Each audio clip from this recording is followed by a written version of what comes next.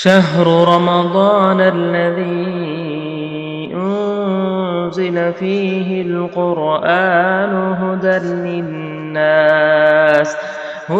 للناس وبينات من الهدى والفرقان.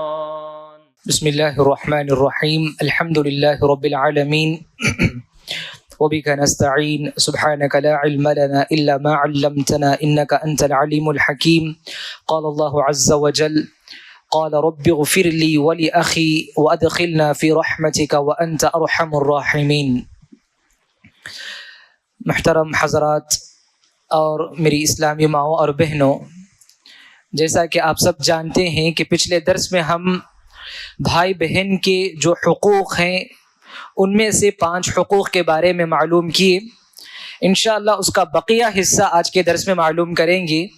بھائی بہنوں کے حقوق میں سے اور کیا کیا حقوق ہیں. ان حقوق میں سے ایک اور حق یہ بھی ہے کہ اگر کوئی بھائی بہن مالی اعتبار سے کمزور ہو، اگر کوئی بھائی مالی اعتبار سے کمزور ہے، بہن مالی اعتبار سے کمزور ہے، تو یہاں پر ایک دوسرے کا سہارا بننا چاہیے. یہ بھائی بہنوں کے حقوق میں سب سے اہم حق ہے. اللہ کے نبی صلی اللہ علیہ وسلم کے پاس مشورہ کرنے کے لیے میمونہ رضی اللہ عنہا آتی ہیں. میمونہ رضی اللہ عنہا کے پاس ایک لونڈی تھی.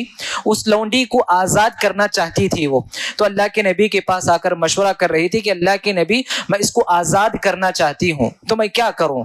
تو اللہ کے نبی نے کیا جواب دیا جانتے؟ اللہ کے نبی صلی اللہ علیہ وسلم نے کہا اے میمونہ، تم اپنی بہن کو اس غلام دے دو، یہ تمہارے لیے بہتر ہے. یہ میری رائے ہے. کسی اور کو دینے کے مقابلے میں اپنی بہن کو اس غلام کو کیا کرو؟ آزاد کر دو، تحفے میں دے دیا کرو. تو اس طرح سے بھائی بہن کے حقوق میں سے اہم حق کہ آپس میں ایک دوسرے کا سہارا بنے. عائشہ رضی اللہ عنہا کی بہن اسماء رضی اللہ عنہا الحمدللہ خوشحال تھی وہ. تو جب کبھی عائشہ رضی اللہ عنہا کو زیورات کی ضرورت محسوس ہوتی تو اسماء رضی اللہ عنہا اپنے زیورات دے دیتی تاکہ وہ اللہ کے نبی کے لیے تھوڑے زیب و زینت اختیار کر سکے. تو اس طرح بھائی بہن کا تعلق صرف مفاد پر نہیں، صرف مالی اعتبار سے نہیں، بلکہ ایک دوسرے کا تعاون، ایک دوسرے کی مدد کا جذبہ لے کر ہونا چاہیے. اور اس سلسلے میں دوستو، بھائی بہن کا جو تعاون ہم کریں گے، اس کے سلسلے میں اللہ کے نبی صلی اللہ علیہ وسلم نے بشارت دی ہے. اگر کوئی شخص ضرورت مند ہے، خاص کر بھائی بہنوں میں صدقہ بھی وہ دے سکتا ہے اپنی بھائی بہن کو، اور اسی طرح تحفے تحائف دے سکتا ہے. بعض اہل علم نے یہاں تک کہا کہ اگر بھائی بہن کوئی محتاج ہیں، ضرورت مند ہیں، زکوٰۃ کے وہ حقدار ہیں، تو آپ اپنے زکوٰۃ کی رقم اپنے بھائی بہن کو دے سکتے ہیں. اوروں کو دینے کے مقابلے میں بھائی بہن کو زکوٰۃ کی رقم دینا یہ دگنا اجر ہے آپ کے لیے. انشاءاللہ اگلے درس میں ہم اس کی وضاحت کریں گے کیسے دگنا اجر ہے. ایک تو آپ صدقہ تو ادا کرتے ہیں، دوسری طرف سے آپ صلہ رحمی ادا کرتے ہیں، یعنی بھائی بہن کے اس رشتے کو مضبوط کرتے ہیں. اس لیے بھائی بہن کو مالی تعاون کرنا، ان کی مدد کرنا یہ وقت کی بہت اہم ضرورت ہے. اگر کوئی بھائی بہن دور دراز ہیں تو ان کو فون کے ذریعے سے ان کا حال پوچھیں، ان کی مدد کرنے کی کوشش کریں. آج الحمدللہ ہمارے پاس وسائل بہت زیادہ ہے، بس یہاں بیٹھے ہم فون پے جی پے کے ذریعے سے ان کی جیسی چاہے مدد کر سکتے ہیں ہم. بس ضرورت ہے کہ ہم بھائی بہن کی مدد کرنے والے بنیں، اور ایسی مدد کریں کہ ہم ان کے بچوں تک اس کا علم نہ ہو. بھائی بہن کی اگر ہم مدد کرتے ہیں تو ان کی اولاد کو علم نہ ہو کہ ہمارے چچا نے، ہماری خالہ نے میری مدد کی. تو اس طرح چھپے انداز میں، چھپے طور پر ہم اپنے بھائی بہن کی مدد کریں. اور اسی طرح بھائی بہن کے حقوق میں سے ایک اور حق یہ ہے، ذرا غور سے سننا اس حق کو، کیونکہ بڑا بھائی جو گھر کا ہوتا ہے نا، یہ باپ کے قائم مقام ہوتا ہے. بڑا بھائی باپ کے قائم مقام ہوتا ہے.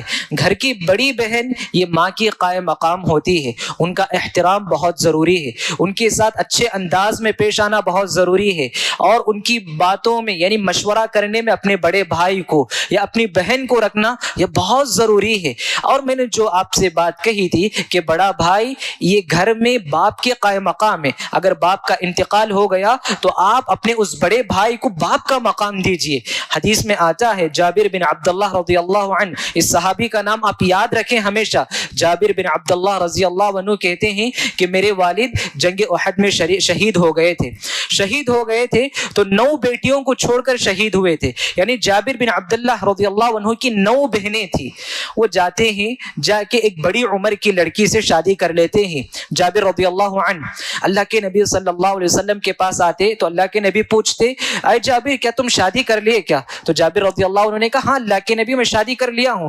تو اس وقت اللہ کے نبی صلی اللہ علیہ وسلم نے پوچھا، کیا تم کنواری لڑکی سے شادی کی یا بڑی عمر کی لڑکی سے شادی کی؟ تو انہوں نے کہا، اللہ کے نبی میں بڑی عمر کی لڑکی سے شادی کیا. تو اللہ کے نبی صلی اللہ علیہ وسلم نے جابر رضی اللہ عنہ سے کہا، جوان تھے یہ بھی، انہوں نے کہا کہ تم کتنا اچھا ہوتا کہ تم ایک کنواری لڑکی سے شادی کر لیتے، تلاعبها وتلاعبك، تم بھی اس سے لطف اندوز ہوتے، وہ بھی تم سے لطف اندوز ہوتی، تم اس کو ہنساتے وہ تم کو ہنساتی، کتنا اچھا ہوتا تم کنواری لڑکی سے شادی کر لیتے.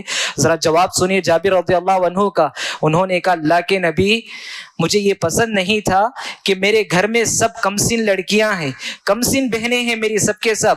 اگر میں بھی کنواری لڑکی سے شادی کر کے گھر لے کر آؤں گا تو وہ بھی ان کے ساتھ مل کر زندگی گزارے گی، لیکن ان کی دیکھ بھال کرنے والا کوئی نہیں ہوگا اللہ کے نبی، اس لیے میں بڑی عمر کی لڑکی سے شادی کیا. اللہ کے نبی صلی اللہ علیہ وسلم تعجب سے اللہ کے نبی ان کو دعا دیتے ہیں. دیکھو سبحان اللہ، یہاں پر جابر رضی اللہ عنہ گھر کے بڑے بیٹے تھے، لیکن انہوں نے اپنی خواہشات کی قربانی دی. ایک بڑے بھائی کو چاہیے کہ وہ اپنے خواہشات کی قربانی دے، اپنی مال کی قربانی دے، اپنے وقت کی قربانی دے، جو بھی ہو سکتا ہے اپنے بڑے بھائی کے اعتبار سے، بڑی بہن کے ہونے کے اعتبار سے وہ اپنے چھوٹے بھائی کے لیے، اپنی چھوٹی بہنوں کے لیے راستے کو ہموار کرے. اور اسی طرح صرف مالی اعتبار سے نہیں، بلکہ گھر کا بڑا بھائی ہے یا گھر کی بڑی بہن ہے تو اسے چاہیے کہ وہ اپنے چھوٹے بھائی بہنوں کی تربیت بھی کرے. اگر ان کے اندر کچھ اخلاقی کمزوری دیکھے، دینی اعتبار سے کمزوری دیکھے تو بڑے بھائی اور بڑی بہن کی ذمہ داری ہے کہ وہ ان کی اصلاح کرے.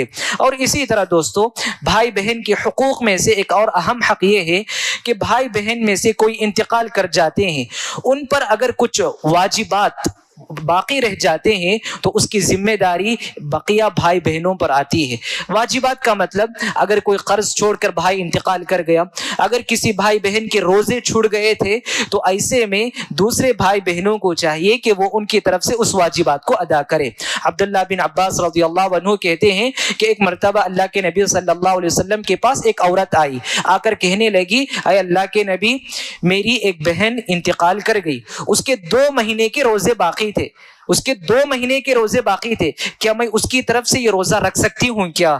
تو اللہ کے نبی نے کہا، اگر اس کا کسی پر قرض ہوتا تو کیا تم اس کو ادا کرتی نہیں ادا کرتی؟ تو انہوں نے کہا ہاں ضرور ادا کرتی. تو اللہ کے نبی نے کہا یہ اللہ کا حق ہے، روزہ رکھنا کیا ہے؟ قضا روزہ رکھنا یہ اللہ کا حق ہے، بدرجہ اولا تم کیا کرنا ہے؟ اس کے ان روزوں کی قضا تم کرنا ہے. تو معلوم ہوا کہ اگر بھائی بہنوں کے اس طرح کے کچھ واجبات چھوٹ جاتے ہیں ادا کیے بغیر تو دوسرے بھائیوں کی ذمہ داری ہے کہ ان واجبات کو ادا کریں. اور اسی طرح بھائی بہن کے حقوق میں سے ایک اہم حق، چوتھا حق یہ ہے کہ والدین یا والدین میں سے کسی ایک کے انتقال کے بعد جب وراثت تقسیم ہوتی ہے تو یہاں سے بھائی بہنوں کے درمیان اختلافات شروع ہو جاتے ہیں، یہاں سے بھائی بہنوں کے درمیان لڑائی جھگڑے شروع ہو جاتے ہیں. اور یہ کہہ کر خصوصاً بہن کو وراثت سے محروم کر دیا جاتا ہے کہ وہ تو اپنے شوہر کے ساتھ خوشحال ہے، بہن اپنی شوہر کے ساتھ خوشحال ہے، یہ کہہ کر بہن کو وراثت سے محروم کر دیتے. یا نہیں تو بہن کو اس لیے وراثت سے محروم کر دیا جاتا کہ وہ اپنے ماں باپ کو دیکھنے میں زیادہ حق ادا نہیں کی، وہ تو اپنے سسرال میں زیادہ دن رہی تھی، اس وجہ سے اس کو وراثت میں کوئی حق نہیں ہے. دوستو وراثت کا مسئلہ ایسا ہے، والدین کے انتقال کے بعد اگر لڑکا ہے تو اس کو 2 حصہ، لڑکی ہے تو اس کو 1 حصہ. یہ شریعت کا قانون ہے، آپ کا بنایا ہوا قانون نہیں، انسان کا بنایا ہوا قانون نہیں، یہ شریعت کا قانون ہے. وراثت میں لڑکے کو 2 حصہ، لڑکی کو 1 حصہ ضرور آپ کو دینا ہی ہوگا. ہاں اسی طرح سے بہت سارے لوگ وراثت کے سلسلے میں یہ بات بتاتے ہیں، والدین میں سے کوئی انتقال کر جاتے ہیں بھائی بہن میں، کہ میں سب سے زیادہ والدین کی خدمت کیا، والدہ کی میں سب سے زیادہ خدمت کیا، والد کی میں بہت زیادہ خدمت کیا، اس لیے میں سب سے زیادہ حق رکھتا ہوں۔ نہیں دوستو، یہاں پر آپ جتنی بھی زیادہ خدمت کر لے آپ کے لیے اخروی اعتبار سے ثواب ہوگا، لیکن وراثت کے اعتبار سے بھائی کو جو ملنا ہے وہ مل کر رہے گا، بہن کو جو ملنا ہے وہ وراثت میں ضرور مل کر رہے گا۔ اسی لیے وراثت کی آیتوں کو بتانے کے بعد اللہ نے کہا تلک حدود اللہ، یہ اللہ کا حد ہے، یہ اللہ کا حد ہے۔ ومن یعص اللہ ورسولہ، جو بھی اللہ اور اس کے رسول کے بتائے ہوئے اس قانون کی نافرمانی کرے گا، ویتعد حدود، اور ان حدود کو پامال کر کے آگے جائے گا، کیا وعید جانتے؟ دنیا میں بہانہ بنا سکتے آپ، میں بہت خدمت کیا، فلاں کچھ بھی بہانہ بنا لے سکتے، لیکن آخرت میں بچ نہیں سکتے دوستو۔ اللہ نے کہا یدخلہ نارا خالدا فیہا، اللہ تعالیٰ جہنم میں بھیجیں گے، وَلَهُ عَذَابٌ مُّہِین، اور اس کے لیے دردناک عذاب ہوگا آخرت میں۔ اللہ اکبر۔ تو وراثت کے سلسلے میں یہ بہت اہم مسئلہ ہے، کیونکہ معاشرے میں ایسا سننے میں آیا اور دیکھنے میں بھی آتا ہے کہ وراثت کے سلسلے میں بھائی بہنوں کے درمیان ناانصافی یا زیادتی ہوتی ہے۔ ایسی زیادتی کبھی نہیں ہونی چاہیے۔ ہاں، اگر بہن خود اپنا حق معاف کر دیتی ہے، اگر شوہر کے ساتھ وہ خوشحال ہے، اپنا حق خود اپنے بھائیوں کو دے دیتی ہے، اپنی بہنوں کو اس کو وقفاً ادا کر دیتی ہے، تو یہ اور مسئلہ ہے، لیکن ظلماً زیادتی کے ساتھ اس کا حق مارنا، یہ اللہ کے پاس جواب دینا ہوگا۔ اور اسی طرح بھائی بہنوں کے حقوق میں سے پانچواں اور آخری حق یہ ہے کہ بھائی بہن ہمیشہ اپنے آپس میں بھائی بہنوں کے حق میں اللہ سے دعا کرتے رہے۔ بھائی بہن ہمیشہ دعا کرتے رہے، جیسے ہم اپنے لیے دعا کرتے ویسے ہی ہم اپنے خونی رشتہ داروں کے لیے، ہم اپنے سگے بھائی بہنوں کے لیے بھی اللہ تعالیٰ سے دعا کریں، ان کی صحت و عافیت کے لیے، ان کے مسائل کے لیے، ان کے مشکلات کے لیے، ان کی جو بھی پریشانیاں ہیں ان پریشانیوں کے حل کے لیے ہم ہمیشہ اللہ تعالیٰ سے دعا کریں۔ موسیٰ علیہ السلام اپنے بھائی کے لیے بھی دعا کرتے، یہ انبیاء کی سنت ہے اپنے بھائی کے حق میں دعا کرنا۔ جیسے میں نے ابھی سورۃ الاعراف کی ایک آیت پڑھی، کیا موسیٰ علیہ السلام کیا دعا کرتے تھے؟ قال رب اغفر لی ولاخی، اے اللہ تو مجھے بھی معاف کر اور میرے بھائی کو بھی معاف کر۔ سبحان اللہ۔ دیکھیں بھائی ہو تو ایسا ہے کہ بھائی صرف مفاد کا بھائی نہیں، بلکہ اپنی دعاؤں میں بھی اگر آپ شامل رکھتے ہیں تو سمجھو کہ آپ حقیقی بھائی ہیں، آپ اپنے بھائی کا، اپنی بہن کا حقیقی معنی میں حق ادا کرتے ہیں۔ تو قال رب اغفر لی ولاخی، اے اللہ تو مجھے بھی معاف کر، میرے بھائی کو بھی معاف کر، وادخلنا فی رحمتک، اور ہمیں تیری رحمت میں داخل کر دے، وانت ارحم الراحمین، اور تو رحم کرنے والوں میں بہت ہی بہترین رحم کرنے والا ہے۔ تو یہ انبیاء کی سنت ہے کہ وہ اپنے بھائی کو، اپنے بہنوں کو اپنی دعاؤں میں شامل کرتے تھے، تو مجھے اور آپ کو بھی چاہیے کہ ہم ہمیشہ اپنی دعاؤں میں اپنے بھائی بہنوں کے حق میں بھی دعا کریں۔ یہاں پر ایک بات بتا کر اپنی گفتگو کو ختم کرتا ہوں، وہ یہ ہے کہ والدین کو چاہیے، ماں باپ کو چاہیے کہ وہ اپنی زندگی میں اپنے بچوں میں یہ وصیت کرے، یہ نصیحت کرے کہ ہماری زندگی ہی میں نہیں بلکہ ہماری وفات کے بعد بھی تم مل جل کر رہنا، محبت و الفت کے ساتھ زندگی گزارنا۔ کیونکہ ہوتا یہ کہ ماں باپ جب تک رہتے ہیں رشتہ داری قائم رہتی ہے، جیسے ہی والد کا انتقال ہو گیا یا والدہ کا انتقال ہو گیا، بھائی بہنوں کے درمیان سے وہاں پر جدائی شروع ہو جاتی ہے۔ ایسا نہیں ہونا ہے دوستو۔ والدین کی ذمہ داری ہے کہ والدین یہ وصیت کر کے جائیں، نصیحت کی بات نہیں بلکہ وصیت کی بات کہتا ہوں، وصیت کر کے جائیں کہ ہمارے جانے کے بعد بھی جیسے تم ہماری موجودگی میں محبت و اپنائیت کے ساتھ زندگی گزار رہے ہو، اسی طرح سے تم ہمیشہ ایک ساتھ مل جل کر محبت و اپنائیت کے ساتھ ایک دوسرے کی مدد کرتے ہوئے رہنا چاہیے۔ یہ ماں باپ کو اپنے اولاد کے سلسلے میں وصیت کر کے جانے کی بہت ضرورت ہے۔ یہ کچھ حقوق تھے جو خصوصاً رشتہ داروں میں، خصوصاً بھائی بہنوں میں جو حقوق ہیں ان حقوق کو ادا کرنے کی ضرورت ہے۔ دعا ہے اللہ رب العالمین سے، اللہ رب العالمین مجھ کہنے والے کو، آپ تمام سننے والوں کو اپنے بھائی بہنوں کے حقیقی معنوں میں ان کے حقوق کو ادا کرنے کی توفیق عطا فرمائے، آمین۔ سبحان ربک رب العزت عما یصفون وسلام علی المرسلین والحمد للہ رب العالمین۔ السلام علیکم ورحمۃ اللہ وبرکاتہ۔